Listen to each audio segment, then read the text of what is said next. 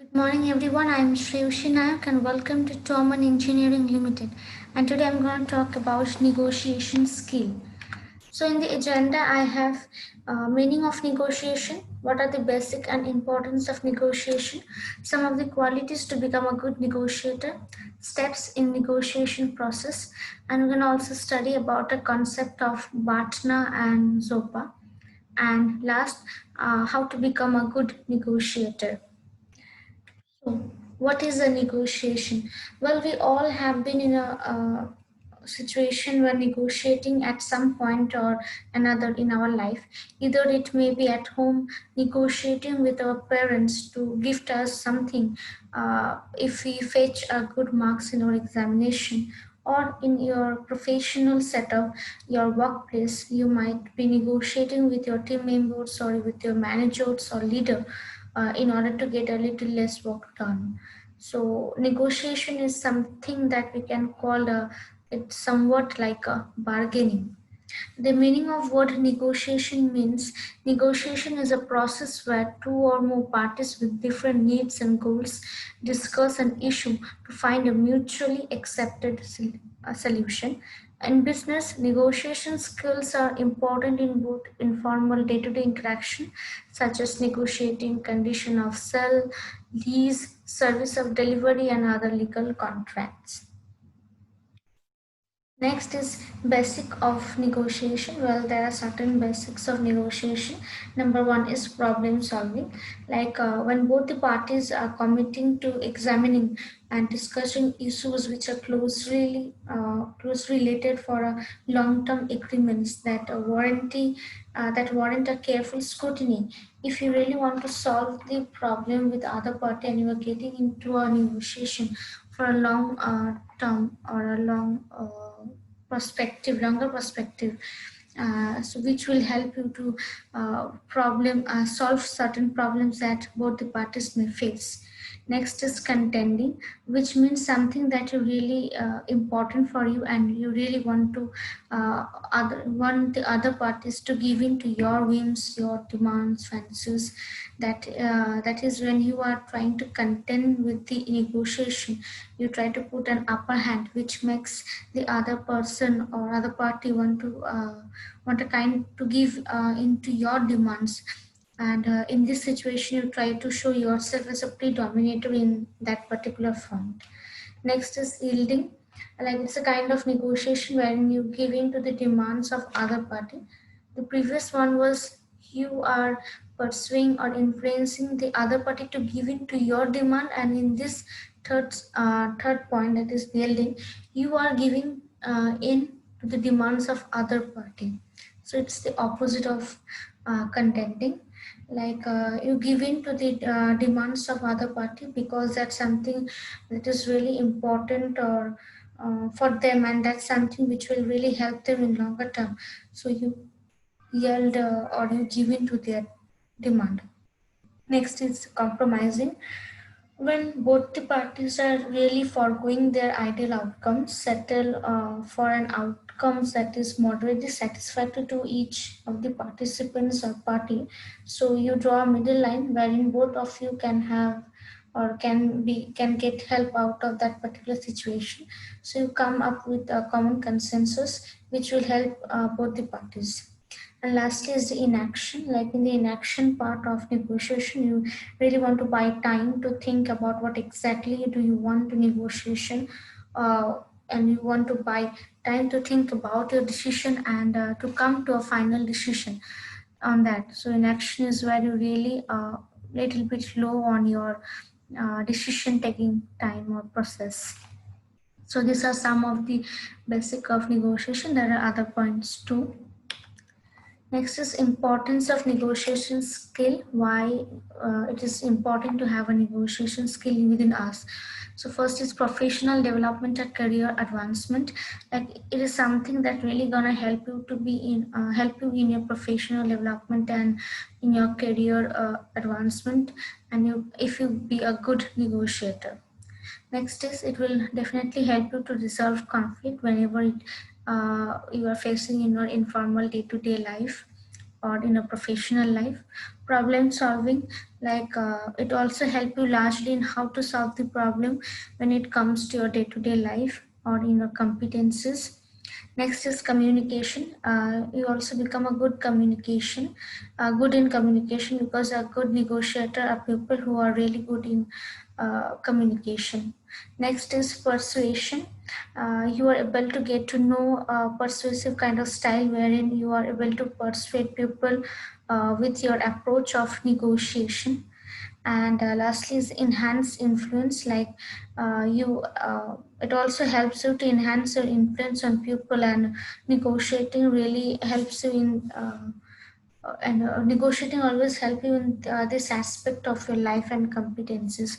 So these are the certain importance of negotiation skills, and there are other points too.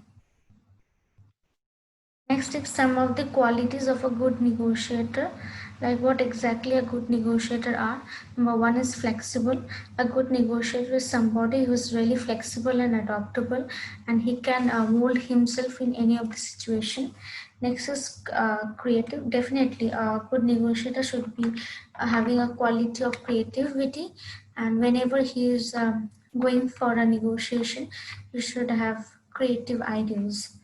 Next is aware of themselves and other. They should be aware of themselves and others. They're the people who really are comfortable and confident of themselves, as well as they are very good to be around with other peoples. Next is good planner. A good negotiator is definitely somebody who is a very good planner. They plan, they strategize each and every moment of their life. They are very honest in doing anything in their work life and personal life as well. Next is win-win oriented. A good negotiator should always have a win-win oriented or win-win nature, so that both the parties can be happy with the deal. And lastly, a good communicator. As I said, a good negotiator are very good in communication or are very good in communicating in the deal. So if you are somebody who is really looking out to get into negotiation mode, then these are some of the qualities that you need to possess in order to become a good negotiator. Next is negotiation process. A negotiation has to be in a step-by-step approach or a flow towards negotiation. You just do not get into a negotiation. You need to know and go through step by step. So here are the step. Number one is pre-negotiation, and there is always a pre-negotiation. You get to know. You try to understand what about the other previous negotiation has been taking place with that particular party or that particular person. So try to know all these data or these details before you going for a negotiation. Next is preparation. In the second stage is the preparation, wherein you understand and you know the whims and desires or demand of both the parties. What is important to them? What is important to you? What are your goals and objectives? What are his or her goals and objectives? So you try to know each and every aspects, and you prepare yourself according to that. Next is negotiation. Uh, uh, this is where the negotiation actually takes place, wherein you try to put your points and the other party also tries to put their point, and you try to negotiate either in terms of problem solving, or you get into a compromise. You think of a win-win situation, or win-lose situation, or I lose you win kind of situation. So in the third stage is where the actual negotiation takes place. The fourth is the agreement or non-agreement, like either you come to a agreement or consensus, or you come to a non-agreement kind of mode. So wherein you are not, you do not, or rather both the parties do not agree at all in negotiating. So whatever is the decision, it should have a result or particular outcome, whether it is agreed or it is non-agreed. And last is the post negotiation learning. In this, uh, So in this process, after the negotiation take place, you after the closure of the negotiation, you try to understand what did you learn about that, so that you would not repeat the same mistake in the next negotiation that you would go or that you would be getting into. So this is the negotiation process through which each and every person has to go through. Next is the concept of BATNA and ZOPA. Well, BATNA stands for Best Alternative to Negotiated Agreement. Your BATNA is what you will do if you don't reach a deal. It would be go to court if you are trying to settle a legal dispute.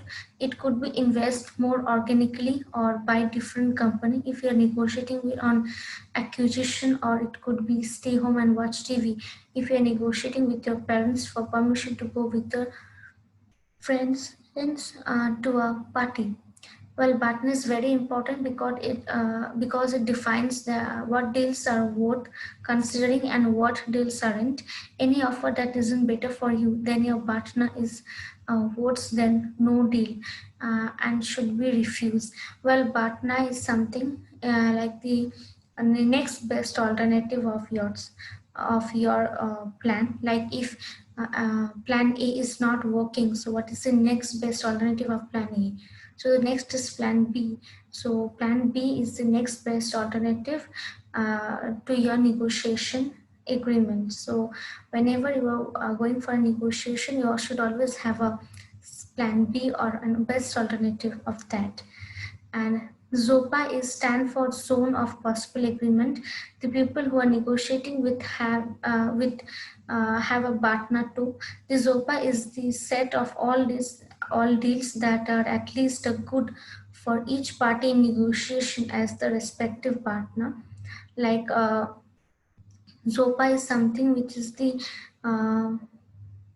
left out of the option, like when you are going for a negotiation and your consent is not being in taken for granted, and the other party's consent you are also not taking for granted, and you both come to a consensus like, okay, let's go for this part. So that was the possible agreement that you get while you are in a negotiation process. So this is the concept of Bachana and Zopa. Next is how to become a good negotiator. So these are certain tips. So let's see what are they. Number one is be prepared. If you're organized and prepared about what exactly you want to negotiate on, you will be clear in your mind about how do you or how you about to go with negotiating process. So you need to understand the situation completely, have a clear sense of what at stake, and run through all possible scenario. So always be prepared with the scenario, with the situation, and with the other person whom you're going to have a negotiation with. Go a step ahead and research all that particular research on that particular person or party with whom you're going to have a negotiation. Next is set your goals. You need to know what exactly are your goals, what exactly are you looking at accomplishing by negotiating with that party. So you need to know what are your final objective of negotiation. You should build your case and establish why the other party should consider your request. So you need to have a clear picture of your goals and objectives in your mind. Next is consider alternatives. Well, in a negotiation, not always end with a complete no or something which is not going to be beneficial to you. So you should always have a plan B as an alternative, a plan in action. So if a plan A is not working, you know that you have plan B to fall back on. So always know what are your alternatives going to be. You should not walk away and empty handed even if you didn't get what you have asked for. So always have an alternative in your hand. Next is don't sell yourself short. So you should know what are your worth and what you should never and you should never see or feel underconfident in telling the other person about your worth or how much is that particular problem worth to you. Always set a reasonable goal. Don't be afraid to strive for the best. If you truly deserve something, asks for it. So never be underconfident about it. You need to be extremely confident and having a great self-esteem, and knowing what are your worth. So never ever feel short in selling yourself to others. Next is take your time. Like, do not rush into a negotiation. Always take your time and think and plan and strategize, and don't rush into a negotiation. Take your time before finalizing the agreement or a deal. Communication is key. Proper communication lets you express yourself clearly, so that the other party understand what are you asking and willing to hear you out and can reasonably negotiate with you. So always communicate in a clear, concise, and keep it short, keep it simple, and make it very effective. Next is listen carefully. Like when you are negotiating with the other party or with the person, it is very imperative and important to listen to the other person. So do not just go on talking about what you want and what you needed. It's also important to listen to the other party so that you are on a equal foot. You want the other person feel heard. Uh, their point of view is as valid as yours. So listen to what they are being saying or they want to say. And lastly, seek a win-win solution. Like always try to negotiate in a fair manner. People like negotiating with people who are just fair and not biased towards one thing over the other. So don't just think about what the other party can offer you. Think what you can also offer to the other party, and so always try to have a win-win situation. So these are some of the tips, tricks, and techniques to become a good negotiator. There comes we come to a conclusion or end of the topic of negotiation skill. So we understand that negotiation describes any communication process between individual that is intending to research or to intending to reach compromise or agreement to the satisfaction of both the parties. Let's just have a quick recap of what we have studied till now. So, first is meaning of negotiation, the basic and importance of negotiation, some of the qualities to have a qualities of a good negotiator. What are the steps in a negotiation process? We have also learned about the concept of Batna and Sopa, and lastly, we have also learned how to become a good negotiator. Well, this is an assessment link. I'm requesting you to just fill it off for your effectiveness. So that's all for today. I hope this video will be helpful to you. Thank you.